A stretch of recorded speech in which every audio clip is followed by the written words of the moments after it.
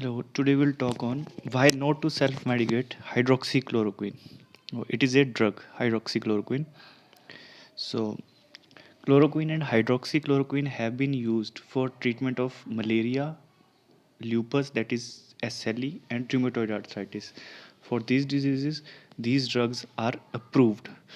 But this drug is also being studied for coronavirus disease, and these are used in patient under emergency use authorization because there is no enough evidence to approve this drug for coronavirus, and there is evidence of QT prolongation associated with both of these agents, that is chloroquine and hydroxychloroquine.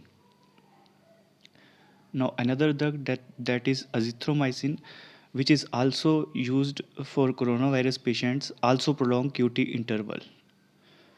Now coming to other side effects of hydroxychloroquine, now these are bone marrow failure and cytopenias, that is anemia, leukopenia, thrombocytopenia, cardiomyopathy, vertigo, tinnitus, and retinopathy.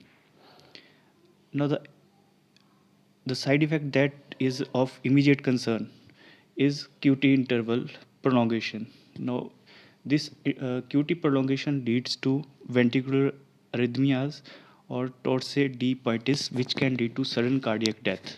So we have to see the risk factor which lead to this QT prolongation, which are age more than 68 years, female sex, use of loop diuretics, serum potassium level less than 3.5 millicoulomb per liter, QTC interval at presentation of more than 450 milliseconds, acute myocardial infarction, or use of two or more than two QT prolongation drug, and sepsis, heart failure.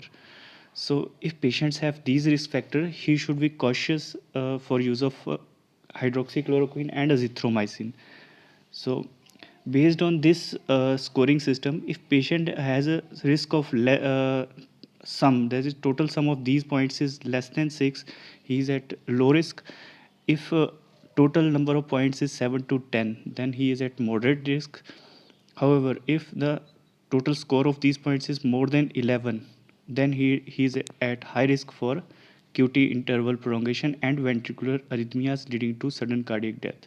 So patient should be cautious about that.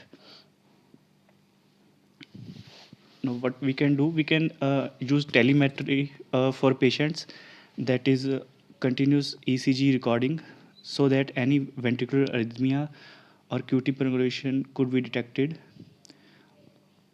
and to monitor the serum potassium so that any changes in the potassium level can exacerbate the arrhythmia. And if during therapy the QT interval increases by 60 millisecond or absolute QT interval is more than 500 millisecond, then we should consider to discontinue azithromycin or reduce dose of hydroxychloroquine and repeat ECG. Now, if this QT prolongation is not corrected by this, we have to evaluate if this therapy is beneficial as or the risk outweighs the use of this therapy, so that we can stop the therapy or continue based on this. So uh, based on these findings, the ECG and corrected QT interval is the requirement to initiate and monitor hydroxychloroquine therapy. Thanks.